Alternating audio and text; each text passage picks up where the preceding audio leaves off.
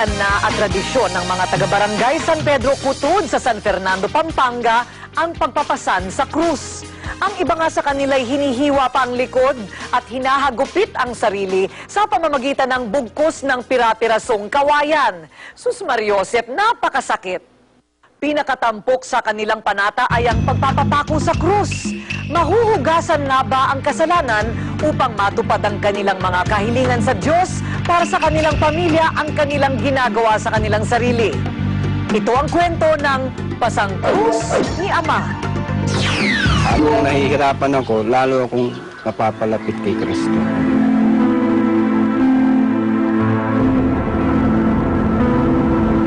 Panata, penitensya, walang humpay na isinasabuhay. Kaugalian at tradisyon sa Biyernes Santo sa Barangay San Pedro, Cutud, San Fernando, Pampanga. Sisimulan sa pagpasan ng krus nang gumaganap sa papel ni Kristo, ang dakilang anak ng Diyos Ama, na nag-alay ng kanyang buhay upang tubusin ang kasalanan ng tao. Samantala, may nagpapadugo sa pamamagitan ng paghiwa sa likod. Malupit ang hagupit sa sarili. Malakas ang loob, hindi nangangambang maubos ang dugo sa katawan. Sapagkat sa dugo umano mahuhugasan ang kasalanan.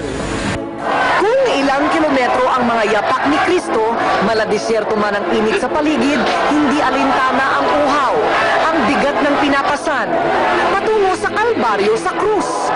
Ito'y mahigit ng isang dekadang penitensya ni Chito Sanggalang, isang ama para sa kanyang ina.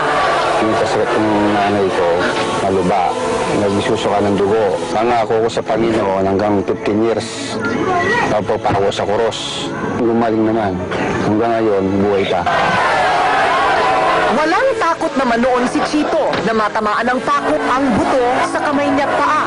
Kahit anong nangyari sa akin nun, Diyos nang bahala sa akin nun.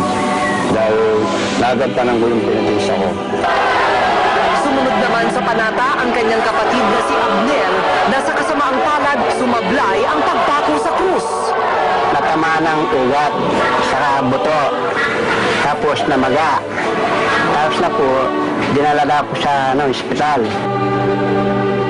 Binababad ko itong pakon to sa kolo para huwag ko magkaroon ng infection. Halos 20 taon na ang penitensya ni Victor Caparas. Nalulunok kung sa magbisyo. Gawa ako ng pag-ayaw ng pagsasabu. Madilim din noon ang pinagdaanan ng kapitan ngayon ng Barangay Cutud na si Boy De Leon. Sabi, nasenggo, walang trabaho, mahilig sa babae. Nagmarka pa rin sa kanyang katawan ang pinagdaanang brutal na ritual. Nalalig ko po sa Diyos na magkaroon ng pamilya, tapos magkaroon din ng trabaho. Nakapag-adjud ako, nakapundar ako ng bahay, lupa, nagkaroon ng 5 anak. At ako, yung buhay ko naayos ko. Nawala yung pagdadrugs ko. Isang biyaya ng may kapalang pagkakaroon niya ng hanap buhay. Ngunit patuloy ang litanya ng dasal upang gumaling ang kapatid na may karamdaman. At para sa sarili, mabuo ang kanyang pamilyang nawalay sa kanya. Habang kayang ng katawan ko, magpapapako sa krus.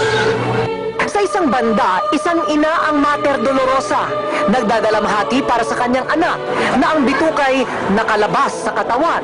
Problema po kami kung kanino po kami lalapit. Sabi ko, kung meron nang tutulong sa amin, ay tagamit ko lang itong anak ko.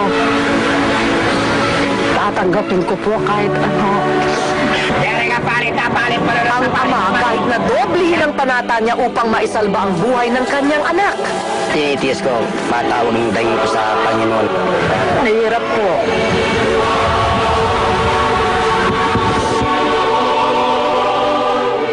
Linggo na ng palaspas, ilang araw na lang ang lilipas.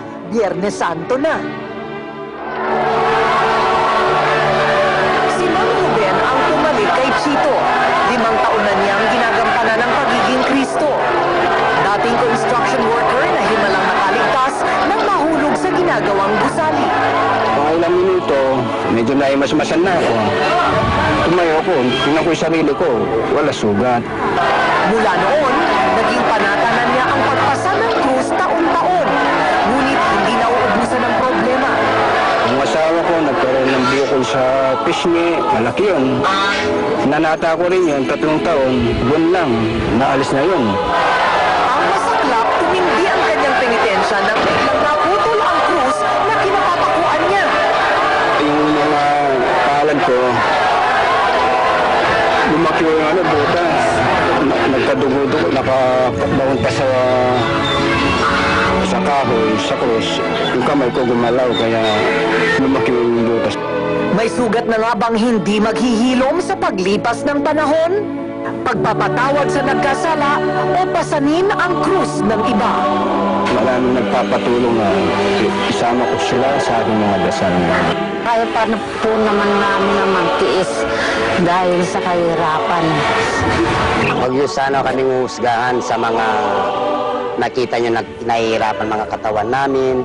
Para sa mga pamilya namin may kapansanan sa mga katawan. Habang nahihirapan ako, lalo akong napapalapit kay Kristo.